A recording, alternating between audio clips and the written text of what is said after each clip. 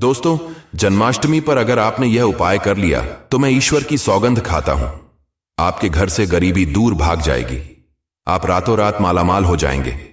मैं भगवान कृष्ण की सौगंध खाता हूं। इस वीडियो को अंत तक देखें। आपका भाग्य ना चमक जाए तो मुझे बताना, लेकिन वीडियो पूरा ही देखना। एक लाइक जरूर करें।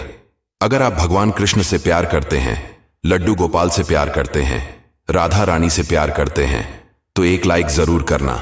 जन्माष्टमी बार बार नहीं आती।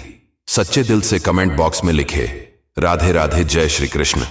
दोस्तों, पंचांग के अनुसार इस साल भाद्रपद माह के कृष्ण पक्ष की अष्टमी तिथि की शुरुआत 26 अगस्त की रात 3:29 पर होगी।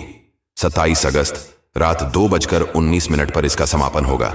ऐसे में 26 अगस्त 2024 के दिन कृष्ण जन्माष्टमी का व्रत रखा जाएगा। हर साल भाद्रपद मास के कृष्ण पक्ष की अष्टमी तिथि को कृष्ण जन्माष्टमी के रूप में मनाया जाता है। द्वापर में श्री कृष्ण परम पुरुषोत्तम भगवान का जन्म भाद्रपद की अष्टमी तिथि रोहिणी नक्षत्र और चंद्रमा वृषभ राशि में मध्य रात्रि में हुआ। उनके जन्म लेते ही दिशाएं स्वच्छ व प्रसन्न एवं समस्त पृथ्वी मंगलमय हो गई थीं। विष्णु के अवतार श्री कृष्ण के प्रकट होते ही जेल की कोठरी में प्रकाश फैल गया। कृष्ण के प्राकट्य से स्वर्ग में देवताओं की धून दुबिया अपने आप बज उठी तथा सिद्ध और चारण भगवान के मंगलमय गुणों की स्तुति करने लगे। दोस्तों, जन्माष्टमी व्रत का महत्व। शास्त्रों में जन्माष्टमी के व्रत को 1000 एकादशी व्रत के समान माना गया है। 100 बार गंगा स्नान करने का जो पुण्य मिलता है, मात्र जन्माष्टमी का व्रत करने से प्राप्त हो जाता है। जाप का अनंत गुना फल देने वाला जन्माष्टमी के दिन ध्यान, जाप और रात्रि जागरण का विशेष महत्व है। इसलिए जन्माष्टमी की रात में जागरण करके भगवान के भजन कीर्तन करने चाहिए। भविष्य पुराण में इस व्रत के संदर्भ में उल्लेख है कि जिस घर में यह देव का व्रत किया जाता है, वहां अकाल मृत्यु, गर्भपात, किसी भी मां के बच्चे गर्भ में नहीं मरते, गर्भ ठहरता है। वैधव्य, दुर्भाग्य तथा कलह नहीं होती। जो एक बार भी इस व्रत को करता है, उसे श्री कृष्ण का आशीर्वाद प्राप्त होता है। वह प्राणी संसार के सभी सुखों को भोगकर विष्णु लोक में निवास करता है। जन्माष्टमी पूजन विधि। हिंदू धर्म में भगवान श्री कृष्ण की पूजा सभी संकटों से निकालकर सुख, समृद्धि और सौभाग्य का वरदान देने वाली मानी गई है। जन्माष्टमी के दिन प्रातः जल्दी उठकर स्नान आदि से निवृत्त होकर स्वच्छ वस्त्र धारण करें। इसके बाद पूर्व या उत्तर की ओर मुख करके व्रत का संकल्प ले। अगर नॉर्थ ईस्ट में भगवान कृष्ण को लगाया जाए तो आप अपने जीवन में धर्म युद्ध में खड़े हैं, कर्म क्षेत्र में खड़े हैं, तो वहां आपकी जीत सुनिश्चित है और आपकी जितनी भी परेशानियां हैं उन्हें कान्हा दूर कर देते हैं। माता देव की और भगवान श्री कृष्ण की मूर्ति या चित्र पालने में स्थापित करें। पूजन में देवकी, वासुदेव, बलदेव, नंद, यशोदा आदि देवताओं के नाम जपें। रात्रि में 12 बजे के बाद श्री कृष्ण का जन्मोत्सव मनाएं।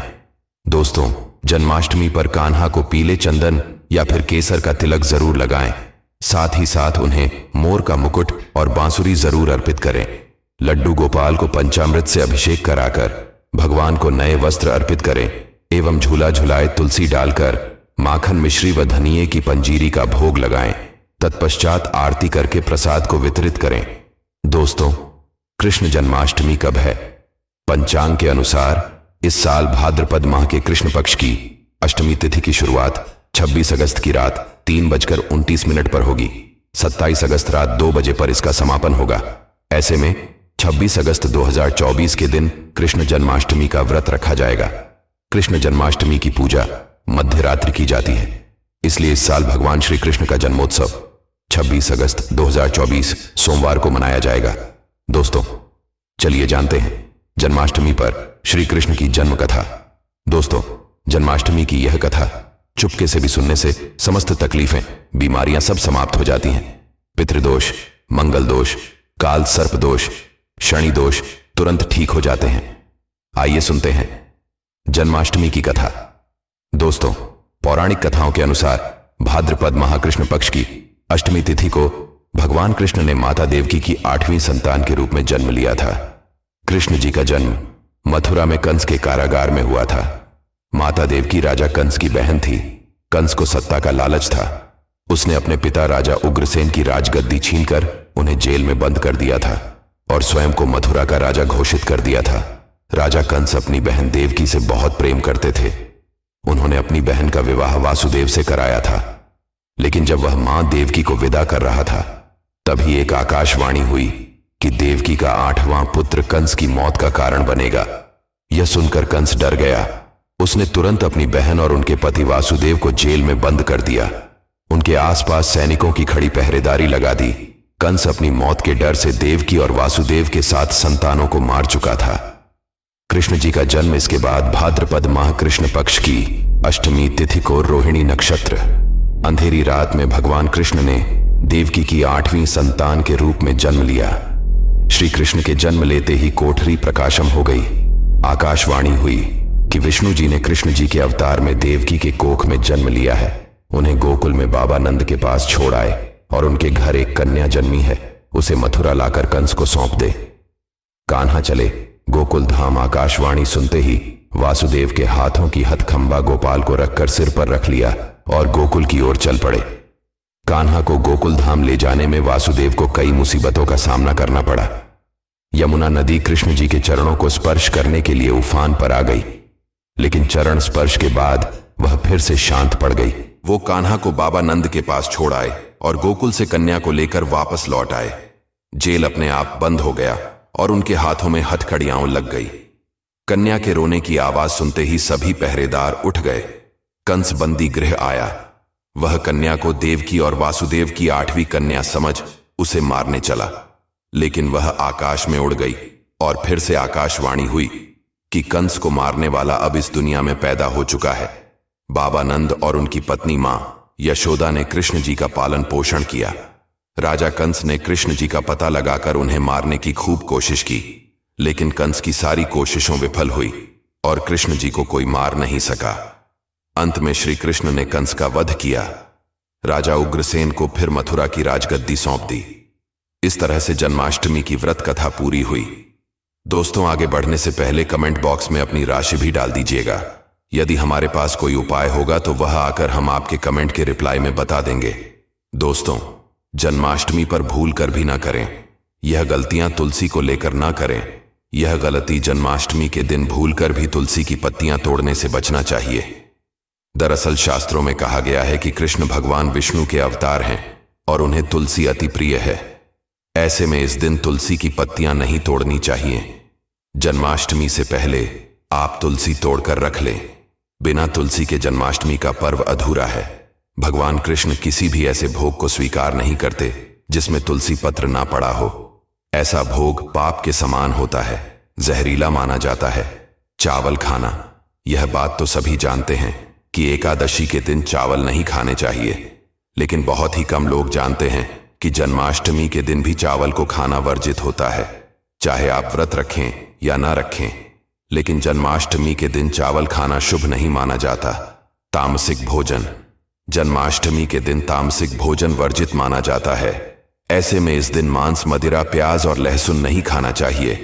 इस दिन गलती से भी लहसुन प्याज का खाना कभी मत बनाना, क्योंकि राहु केतु के कारण ही लहसुन प्याज की उत्पत्ति हुई है और भगवान विष्णु और राहु केतु के बीच में भीषण शत्रुता होती है। अनादर करना, भगवान कृष्ण के लिए सभी भक्त एक समान होते हैं। ऐसे में इस दिन किसी भी व्यक्ति का अनादर करने से बचना चाहिए। एक बार भगवान कृष्ण के भक्त ने एक व्यक्ति का अपमान कर दिया था। उसी क्षण भगवान कृष्ण ने अपने भक्त को श्राप दिया था, इसीलिए किसी का भी अपमान न करें। गाय भगवान कृष्ण को बहुत ही प्रिय है, क्योंकि कृष्ण अवतार में उनका पालन पोषण एक ग्वाले के घर में हुआ था। ऐसे में जन्माष्टमी के दिन किसी भी गाय और बछड़े को भूलकर भी नहीं सताना चाहिए। भगवान कृष्ण गाय को सबसे प्रिय मानते हैं। गाय माता को सबसे ज्यादा प्यार करते हैं, इसीलिए गाय को इस दिन रोटी, फल वगैरह मिठाई अवश्य खिलाएं। जन्माष्टमी के दिन केवल सात्विक खाना खाएं। जन्माष्टमी व्रत में दूध और दही जरूरी है। व्रत के दौरान ताजे फलों के शेख, लस्सी, छाछ या दूध का मजा ले सकते हैं। नारियल पानी पी सकते हैं। जन्माष्टमी के दिन पेड़ों को काटना भी अशुभ माना जाता है। श्री कृष्ण हर चीज में बसते हैं और हर चीज उनमें बसती है, बल्कि हो सके तो इस दिन ज्यादा से ज्यादा पेड़ लगाने चाहिए। इससे घर और परिवार में सुख और शांति बनी रहती है। भगवान कृष्ण सदा पीपल के वृक्ष में रहते हैं। पीपल वृक्ष पर जन्माष्टमी पर जल अवश्य अर्पित करें, इससे वह प्रसन्न जल्द होते हैं। दोस्तों, जन्माष्टमी के दिन ब्रह्मचर्य का पालन करना अनिवार्य होता है। इस दिन पूरे पवित्र मन तन से भगवान की पूजा करनी चाहिए। कम से कम इस दिन पत्नी से दूर रहना चाहिए। जो पति पत्नी जन्माष्टमी पर एक दूसरे से दूर रहते और संयम और नियम का पालन करते हैं तो उन्हें एक सुशील और सुंदर पुत्र की प्राप्ति होती है। ऐसे बालक का मुख भगवान कृष्ण की तरह होता है और शरीर भगवान कृष्ण की तरह कोमल होता है।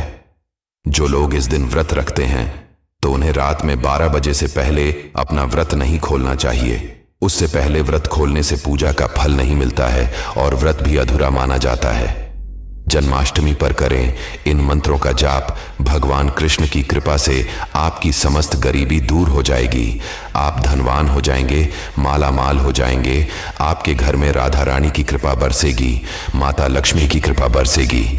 जन्माष्टमी के विशेष अवसर पर इस मंत्र का जाप करने से साधक को शुभ फलों की प्राप्ति होती है। हरे कृष्णा कृष्णा कृष्णा हरे हरे, हरे राम राम राम हरे हरे करने से भगवान कृष्ण के कान खड़े हो जाते हैं। वह भक्त की पुकार अवश्य सुनते हैं। कम से कम इसका जाप 21 बार अवश्य करें या 108 बार भी आप कर सकते हैं। बहुत ही शुभ माना जाता है। दोस्तों, जन्माष्टमी पर जो स्त्री भगवान लड्डू गोपाल को झूला झुलाती है उसे अनंत काल तक बांझपन का सामना नहीं करना पड़ता है। भगवान लड्डू गोपाल की कृपा से ऐसी स्त्री को सुंदर पुत्र की प्राप्ति होती है। दोस्तों, जन्माष्टमी पर मोर पंख अवश्य लाएं और मंदिर में स्थापित करें। भगवान कृष्ण की बंसी जन्माष्टमी पर अवश्य लेकर आए। अगर आप व्रत रख रहे हैं तो भगवान लड्डू गोपाल के खिलौने आदि जरूर लेकर आना। इसे लाना मत भूलना। और जन्माष्टमी पर कौड़ियां आप ला सकते हैं। भगवान कृष्ण की स्थापना कर सकते हैं। इस दिन गलती से भी किसी भी व्यक्ति को गिफ्ट के तौर पर भगवान कृष्ण को उपहार में कभी मत देना। इससे घर की लक्ष्मी रुष्ट हो सकती है। जन्माष्टमी पर सोने चांदी तांबा पीतल की खरीदारी कर सकते हैं। शुभ माना जाता है। जन्माष्टमी पर पालना अवश्य लेकर आना। इसमें लड्डू गोपाल जी झूला झूलेंगे। दोस्तों, जन्माष्टमी पर तुलसी माता के सामने भगवान कृष्ण के 4 नाम जैसे गोपाला, गोविंदा, देवकी नंदन और दामोदर पुकारे और साथ ही ओम नमो भगवते वासुदेवाय नम मंत्र का जाप करें। ऐसा करने से सभी समस्याएं दूर हो जाएंगी। माता तुलसी आपके घर को धन धान्य से भर देंगी। जन्माष्टमी के दिन भोग में मक्खन के साथ तुलसी दल जरूर डालें और वह भगवान कृष्ण को अर्पित करें। दोस्तों, जन्माष्टमी के शुभ अवसर पर करें नमक का विशेष उपाय। दोस्तों, मैं ईश्वर की सौगंध खाता हूं। नमक का यह उपाय करने से आपके समस्त पाप नष्ट हो जाएंगे, गरीबी दूर हो जाएगी, आपकी नौकरी लग जाएगी। संतान प्राप्त हेतु व्यापार चलाने के लिए भी यह उपाय जरूर करें। दोस्तों, हम भी नमक का यह उपाय जरूर करते हैं। मैं ईश्वर की सौगंध खाता हूं। अगर आपने यह उपाय कर लिया तो आपको करोड़पति होने से कोई नहीं रोक पाएगा। भगवान कृष्ण का विशेष आशीर्वाद मिलेगा। आइए जानते हैं नमक का विशेष उपाय। दोस्तों, उपाय है 1 नमक का पैकेट, 50 ग्राम सूखी लाल मिर्च, 500 ग्राम चावल, 100 ग्राम उड़द की दाल, 50 ग्राम आटा और 11 रुपए की दक्षिणा तथा एक पानी की बोतल और 500 ग्राम काले तिल। बस इतनी सी सामग्री एक थैली में एकत्रित कर ले। दोस्तों, उसके बाद किसी भी गरीब बुजुर्ग या गरीब महिला को चुपके से दान दे दे और पीछे मुड़कर ना देखे, घर को वापस चले आए। दोस्तों, आप यकीन मानो गुरु परंपरा से प्राप्त यह महा उपाय आपकी काया पलट कर रख देगा। दिन दुगुनी रात चौगुनी आप तरक्की करेंगे। तो दोस्तों, यह उपाय हम भी जरूर करते हैं। महापुस्तक और शास्त्रों में लिखा महा उपाय आज हम आपको बता रहे हैं। यह उपाय जन्माष्टमी के दिन जरूर करें। मैं ईश्वर की सौगंध खाता हूं। आपका भाग्य उदय हो जाएगा। दोस्तों, यह उपाय मैं हर जन्माष्टमी के दिन जरूर करता हूं। आप भी यह मौका हाथों से मत जाने देना। सच्चे दिल से कमेंट बॉक्स में जरूर लिखें। जय श्री राधे राधे।